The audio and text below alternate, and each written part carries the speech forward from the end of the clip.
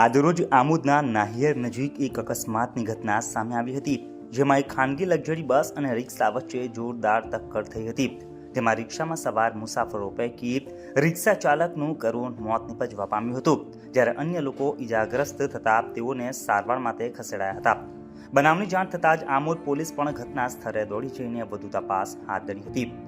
સમગ્ર બનાવ અંગે મળતી માહિતી મુજબ આમોદ તાલુકાના નાહિયર પેટ્રોલ પંપ નજીક આજે સવારે 9 વાગ્યાના અરસામાં એક ભયંકર અકસ્માતની ઘટના સર્જાઈ હતી, જેમાં એક ખાનગી લક્ઝરી બસ અને રિક્ષા વચ્ચે જોરદાર ટક્કર થઈ હતી. અકસ્માત એટલો ભયંકર હતો કે રિક્ષાનો કચ્ચરધાણ વળી ગયો હતો. અકસ્માતમાં રિક્ષા ચાલકનું કરુણ મોત નિપજવા પામ્યું હતું, જ્યારે અન્ય મુસાફરો ઈજાગ્રસ્ત થયા હતા. તેઓને તાત્કાલિક સારવાર હેઠળ હોસ્પિટલ ખાતે ખસેડવામાં આવ્યા હતા.